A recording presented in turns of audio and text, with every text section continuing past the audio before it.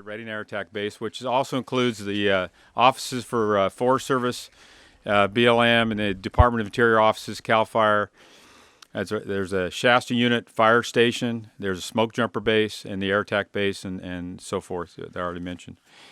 This is one of 2 command and control centers in the state of California that allocate resources during major wildland fires throughout the summer. Its twin is in Riverside County, in the city of Riverside.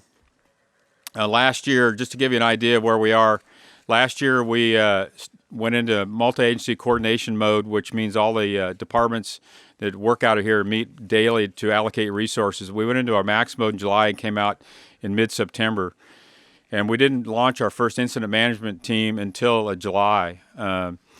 This year, we haven't gone into max mode yet, but we've already launched one incident management team to Butte unit the 1st or 2nd of May, and another team that went to the fire in Ventura, the Springs fire. So I'm not going to predict, this is my 45th fire season, I'm not going to predict how bad a fire season it's going to be, but I can just tell you from what I just told you, there's indicators, and we need to watch those indicators for a very active and busy fire season. So with that, I'm going to introduce the Director-in-Chief of CAL FIRE, Ken Pimlott. Thank you, Bill. Thank you, Bill, and good afternoon. Great opportunity for us to be here in Reading. We're taking this week, the first full week of May, to introduce or remind the state through Wildfire Awareness Week of the dangers that California faces through wildland fire every year. We just literally came in from Wairika, where we had a small press conference. Doesn't matter whether it's Siskiyou County or San Diego County, where we'll be at later in the week. You don't have to be on CNN every day to have a fire problem in California. And as Chief Holmes just pointed out, almost 7,000 acre fire in Butte and Tehama counties last week, same time as the fire going on in Ventura County. Fires burning under conditions that we would normally see July or August. The entire state is under conditions that, again, we would normally see much later in the season. Normally at Wildfire Awareness Week, we take the opportunity to ask homeowners, to ask the residents of California to prepare for the upcoming fire season. Fire season is already here. So the time we should have done clearance was yesterday, but the time we need to do clearance is today, not tomorrow. We need to prepare as California today. The weather's cool. That is no indicator of where we're at with fire season. Later this week, we'll be back up into warm weather. We'll have the same conditions, kinds of dry fuel conditions that we saw last week. So now is the opportunity for every homeowner, every resident in California to do what they need to do to prepare their homes. Ready for Wildfire? That's the website you can go to determine and get every piece of information that you need for what we call Ready, Set, Go. That means ready. Do all the things that you need to do ahead of time. Defensible space, preparing your home for an oncoming wildland fire. Set. Make your evacuation plans. Determine how you're going to leave your home should there be a fire. And then go. That means when the fire occurs, go. Don't wait for evacuation orders. Again, go to readyforwildfire.org. That website will help you walk you through all the steps that you need to do to prepare yourself. Just as you need to prepare, the state, our cooperators behind me at local government, the federal level, and our other partners with the National Guard, Cal EMA, and others are all preparing with the resources in advance of what we anticipate to be a very significant and potential for large and damaging fires this year. We've begun staffing up around the state early, in some cases 4 to 6 weeks early. Normally, we are deploying air tankers around our air bases, particularly in Northern California, even into middle of June to late June. We are anticipating by the end of May, early June, to have all of our fire stations staffed around the state, our air bases up and running and prepared for the conditions that we know are here and ready to go in the state. Critical to know, 94% of fires are started by people. We often hear about lightning. We know what Smokey Bear has talked about over the years and the conditions that we've seen. Last year, lots of lightning activity in Northern California. But when it's all said and done, 94% of the fires are started by people. That means we can prevent 94% of the fires that occur. So it's up to all of us as residents of California to do our part to prepare our homes and prepare our properties in advance of a wildland fire. Again, I thank the media. I thank everybody for taking the opportunity and coming out today to help us get this message out as the fire service in California. With that, I would like to introduce the next speaker, Jim Branham, the Executive Director of the Sierra Nevada Conservancy. Well, thank you, Chief Pimlott. Thank you, CAL FIRE, for the opportunity to speak to you. Our organization is a state agency that does work from the Oregon border to the Kern River Basin on the eastern side of California, the Sierra Nevadas, part of the southern Cascade, and the Modoc Plateau. And fire is really critical to everything we're involved in. We have a broad mission. It's kind of generally to improve the economic and environmental well-being of our region in a complementary fashion. And when we look at our region, fire is one of those issues that exist everywhere we go. Not just this week, but on an ongoing basis, we're seeing a changing climate. The data we've looked at in our region suggests that temperatures continue to increase. We're in a trend of increasing temperatures throughout the Sierra Nevada. All indications are that will continue. And increased temperatures obviously create conditions that are conducive to more intense fires and longer fire season. Warmer temperatures dry out the fuels. More of the precipitation falls as rain than snow, and so things just simply get drier earlier in the year. And so it's a critical aspect to think about where we are and where we're headed with those conditions. And fire in our region is a part of the ecosystem. It's been around forever, but our ecosystem is no longer as it once was. We have in many public lands overgrown forest. We have communities and people living in our wildlands, and so the role of fire has changed. But the large damaging fires that can occur, no matter how great a job the emergency responders who are represented here today do in initial attack, and they do a great job, some are going to reach that large damaging state. And there are a lot of consequences that we ought to be aware of. This is Wildfire Awareness Week, and a couple of things I wanted to mention. We need to be aware that California's got a very aggressive program to try to reduce greenhouse gas emissions in the state, connected to that changing climate. And when we burn our forest, we not only lose the carbon that's stored in the vegetation, but we put it up into the atmosphere. Very adverse impacts. Air pollution, water pollution, reduced water storage. After fires come storms, with storms come erosion, and we fill up our reservoirs that store the water that is critical to all of California.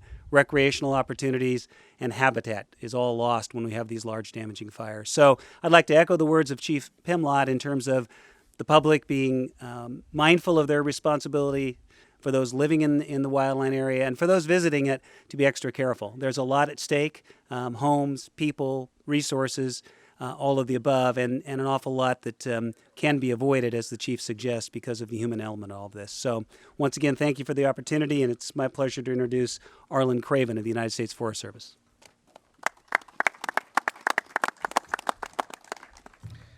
Well, thanks, Chief Pimlott and Jim. Appreciate that. All our friends here at CAL FIRE and each of the agencies represented here today, as we certainly share your sentiment at the conditions of the forest and the conditions of the weather and the fire season that's setting up. And this is a perfect opportunity to bring home the message to all Californians. Our 2013 fire season for the Forest Service actually began in October 2012 with our prescribed fire program and our hazardous fuels reduction activities across the state. So far this year, we've treated about 50,000 acres of national forest public lands. As you've heard today, it's vitally important that the various levels of government, state, local, and federal coordinate together between our municipalities and work together in an aggressive approach to containing wildfires before they get started and result in the destruction that was just mentioned by Jim. As a way of reaching the public with this new integrated approach to fire-adapted communities, campaign has begun. The Wildfire Cohesive Strategy and the Western Regional Action Plan that was developed as part of that strategy is now available for review, and I urge all Californians to take a look at that plan. And with that plan, we urge everyone to visit readyforwildfire.org and learn what you can do to fire safe your home and fire safe your community.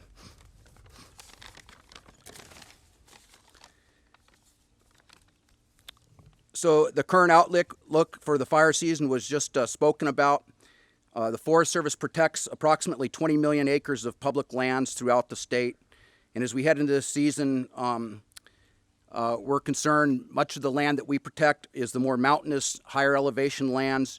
And while those haven't been actively burning so far, as the snow continues to melt and those lands continue to dry and people start to venture out into the woods for recreation and the lightning comes, we will start experiencing fires from the Mexican border up to the Oregon border.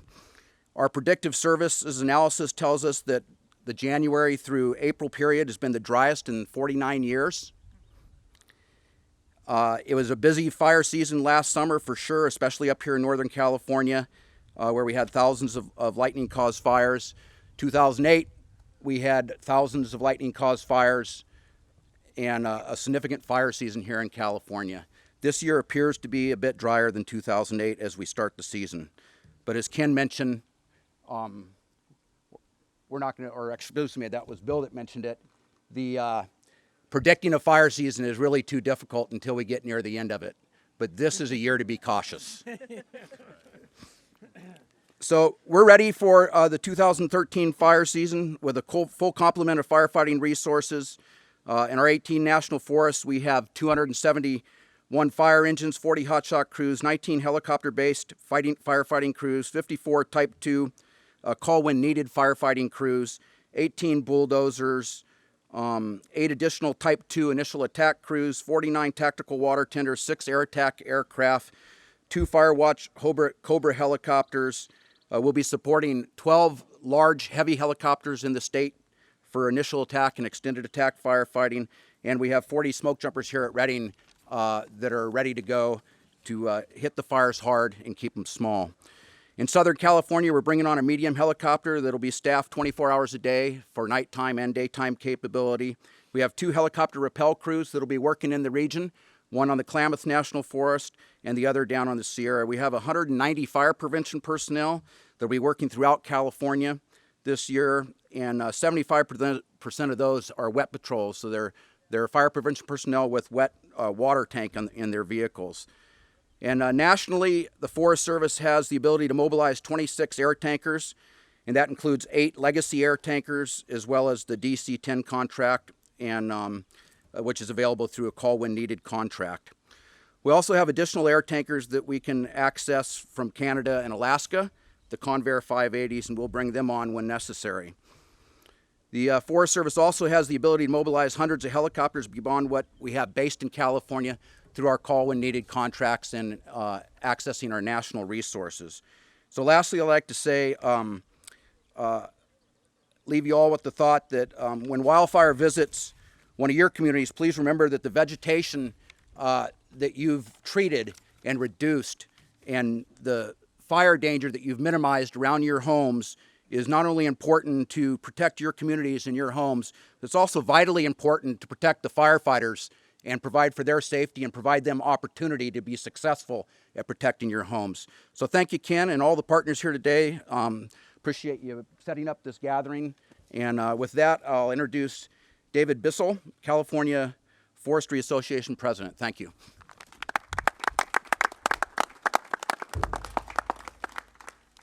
Thank you, Arlen. And I'd like to also thank Chief Pimlott and the department for putting on this event and really raising the awareness for all of us and inviting partners such as ourselves to join you in raising this as a significant issue. The California Forestry Association represents about 4 million acres of private forest lands that are dedicated to the sustainable production of timber products. We represent 95% of the primary manufacturers of wood products in this state.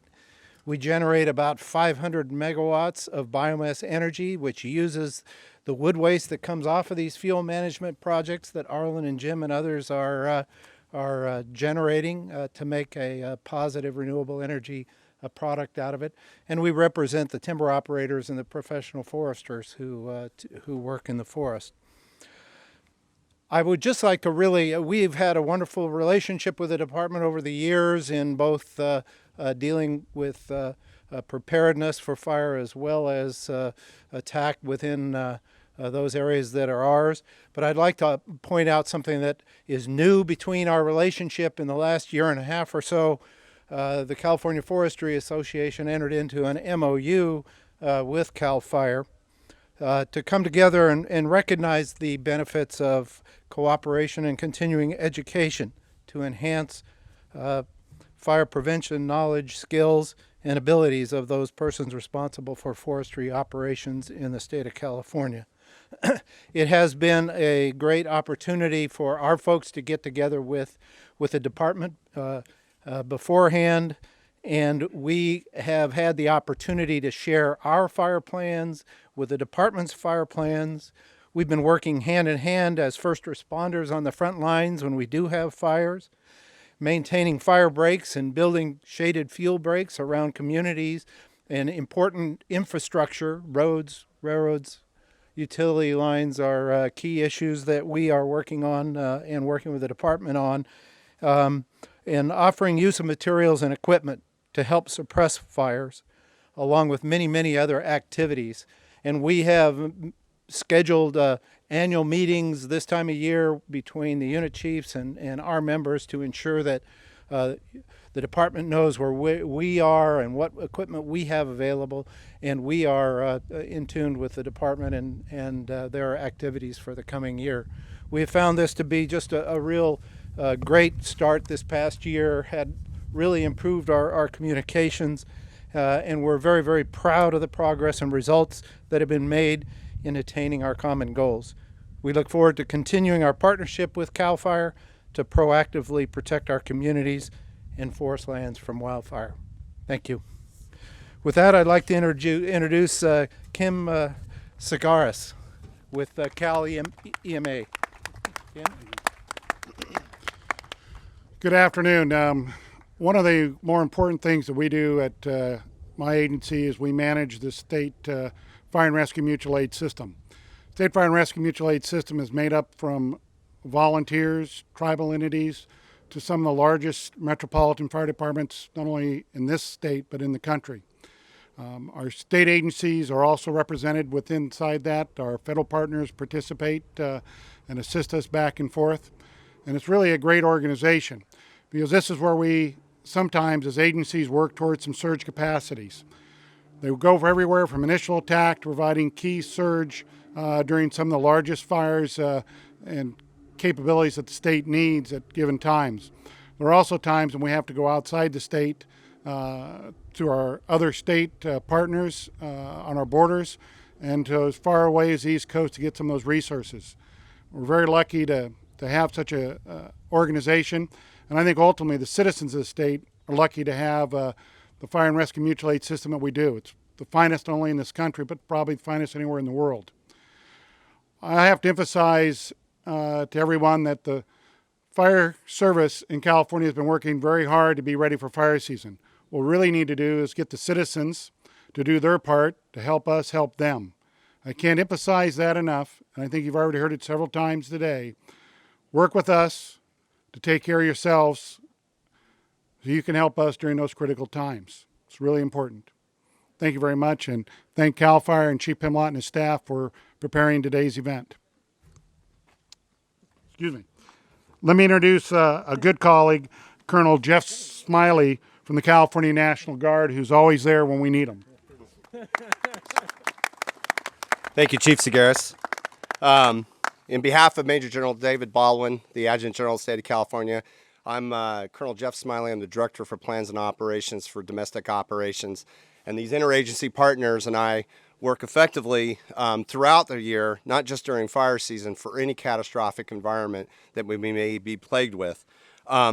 I want to thank personally CAL FIRE and Chief Penlot and his staff for their efforts in the interagency coordination that goes into effect not just here now while we're operating and preparing for fire preparedness, but goes on 365 days a year as we look at earthquakes, floods, and fires that may impact the state of California. With over 22,000 Air and Army National Guardsmen who sit on the reserve side and under the authority of the governor who can be deployed to support the interagency requirements and requests, we sit maintained and prepared and ready to provide our capabilities for the firefighting effort for 2013. Those include our heavy tanker fixed wing fleet, C-130s with the modular air firefighting system. It includes our helicopters with bucket equipped firefighting capability, and when needed, at CAL FIRE's request, and we train on need, our hand crew type 2s and our bulldozer teams that can support CAL FIRE in the interagency effort. On behalf of the California National Guard, we stand ready to support the California citizens when needed and our interagency partners. And again, I want to thank Chief Penlot and CAL FIRE for all the efforts they've done in preparing the California National Guard for this firefighting season. Thank you.